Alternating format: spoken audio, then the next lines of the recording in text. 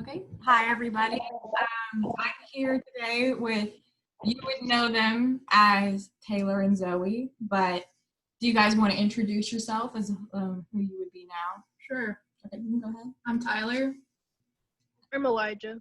Okay. And you guys lived with me on and off for, I don't know, you came, Eli, when you were 18 months, and you were almost 4. And you guys lived with us well into elementary school and all that. And I'm going to start off with asking, could you guys describe Cookson Hills in your own words? Okay. Go ahead, Eli. To me, Cookson was home. That's all I ever knew it was, because I was so little when I got there. It was just always my home. But I guess it's like a group home, foster care place. But You got anything to add? I mean, for me, I came at an age where I had a bit more attachment with my mom, so I just saw it as a place where I could wait for my mom to come and get me when she was better. And at the time, it kind of felt like a prison because I was so young. But now I kind of look back on it and I'm like, kind of like home. And it's okay if you don't want to go in more depth, but if you guys would tell me what brought you to Cookson exactly.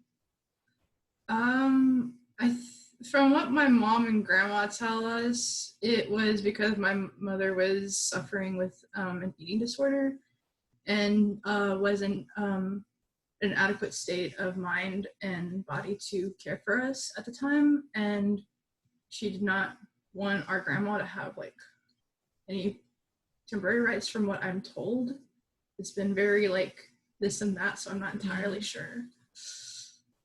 Okay. Did you have anything to add with that, Eli? well, I went back off and on, and the first time it was because of that, and then as I gotten older and I started going back and forth, my mom was like, "Oh, your behavior is just bad," so I'd always just get sent there. If she didn't want to take care of me, I would just always go back. But pretty much the basic reason. But she was sick at first. Yeah, I mean, when I was 8, she couldn't take care of us again, so I was there for maybe a year. Yeah. She was a really young mom too, so it's understandable why. She had me the day before she turned 20. Yeah. If you guys remember, could you explain what a typical day looked like for you at Cookson? I'm sorry, I'm blank. Oh no. It's okay. It's okay. How about you, Eli? You got anything on that? I just when school was when we went to school, it was just you woke up around 7, you ate breakfast, did your chores, and then you were off to school, and then you'd go to lunch at the dining hall, and then you'd go back to school, and then you'd come back after school and do your homework or whatever, and then you could I would do just go play outside and stuff. And on the weekends I was pretty much always outside, so or riding my bike. Kind of what we did. Yeah, it's a lot of outside time, I guess. Yeah. Except for me, I was more either starting trouble with boys or reading books, because that was my big thing when I was younger, was you'd catch me in a book.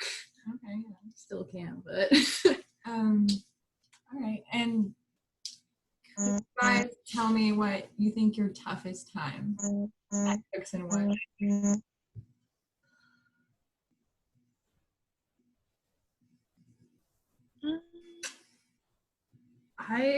I'm being honest with you, I'm kind of going off what he's saying, because my mind is, I have a hard time remembering my early childhood, so more or less, I think the hardest thing for me was a 3-year-old trying to adjust, because I had just gotten ripped out of my mother's care. Not necessarily ripped, but in the sense of a 3-year-old's mind, yeah. So the whole adjustment period and trying to adjust between only getting to see her once a month, or unless she was out of state, maybe 2 or 3 months, kind of like that. That's really all I can think of. It's not that great, sorry. Okay. How about you, Eli? Um, it was probably, it wasn't just like one specific time. It was more of just like when our mom promised that she would come up and visit and she didn't show. Like I'd be like waiting out the window. Like I would wait like a damn dog at the window and like just for hours, and I'd wait there and she wouldn't come, and it was tough. And then I think besides that, it was just like leaving Cookson because I was so attached because I was there when I was like really little, and then I got attached to everyone there and I thought that was my home, and then I was just like ripped out of it, and yeah, so it was probably really tough, and I didn't like really understand at the time, but and they're like, oh, you can't go back, and then that like really hurt because everyone was family there to me. I remember you coming back quite often, and it would just be out of the blue. Mom would say, "Hey, she's coming back," and I'd be like, "Okay," and you ended up rooming with me. You didn't start out rooming with me, but you did later. I remember that. Yeah. All right. And just on the flip side of that, what do you guys think was your best experience with Cookson? The wild adventures. I don't know if it's still there, but there was a waterfall that was down from our house, and if you climbed up it enough off the slick parts to get into the wood part, and if you just kept going back and back and back, you got to the property line. And it's just a lot of my friends and I would go back there whenever we could and go on our own adventures until we couldn't see and they were calling our names. And yeah, I think they closed that part off after someone got hurt down there, but that was the best part. What was the question? What was your best memory at Cookson? Oh, my best memory? Shoot. That's hard. There's so many. I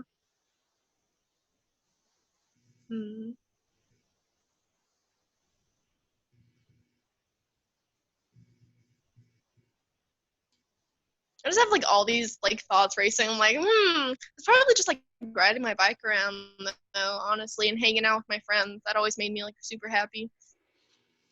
Yeah. There was a lot of kids y'all's age and everything there. Yeah. A lot of us got along because we came out of similar environments. Yeah. So. I remember my first best friend there, besides this one little girl, it was this dog named Popper, and I would walk him every single day, and I was always playing with him. That was probably one of my favorite memories. Was that the neighbor's little dog that they had? Yeah. It was the Johnsons. Yeah, you were really afraid of dogs until Mr. Johnson made you go up to him, and he was really old and blind. You were still him and you wouldn't go up. He's harmless, and then I started warming up to him. I'm like, oh man, can I walk him every day? He needed some exercise. Okay. Yeah. All right, and now that you guys have left Cookson, you've been away for a little bit, has your view on it changed at all since you were there? I'll let you go first.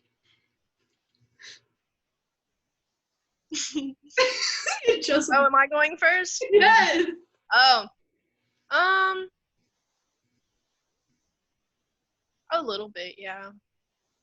You want to elaborate a little bit on it? Looking back,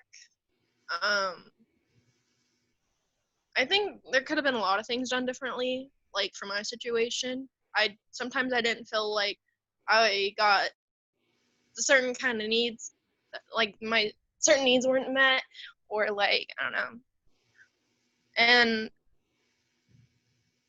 yeah, but I guess overall they have a good mission, but I just wish that they would they would do certain things differently if they're not. But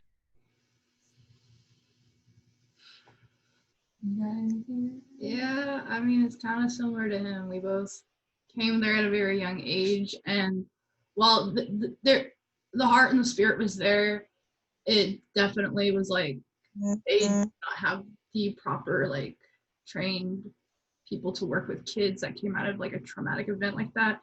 And due to that, like I kind of look at it as it could have been better, especially since like that one event in my life has led up to a lot of lifelong trauma. It's a good place, but at the time and looking back, there were things that could have been done different, like you said. Yeah. And then definitely everybody that was there was not perfect, that's for sure. But if you had any advice you could give to house parents there now or new ones going in, like what would you say to them? You want me to go first? Go ahead. Okay.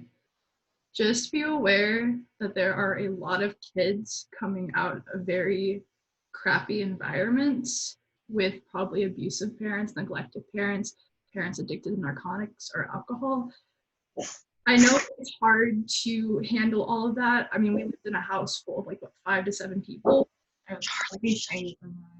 But please just try to give them all a little bit of attention and give them all just like a little bit of loving care. If you have kids of your own, then you'll understand. But love these kids like you'd love your own, because they all need that in that moment. Yeah. Got anything to add to that, Eli? Pretty much I agree with what Ty said. Just love the kids like you would your own, because they came from their home. They probably feel so out of place and alone. Like they just need all the love and support that they can get. And I wouldn't, like if they have like anger problems or something, like just know that it's not like your fault. They came from a really bad situation and they're hurting right now. Kids will definitely act out when they're angry, but never get angry back at them. Yeah. Just try to understand them. And would you guys have any advice for any kids that are going in, like super new to the situation?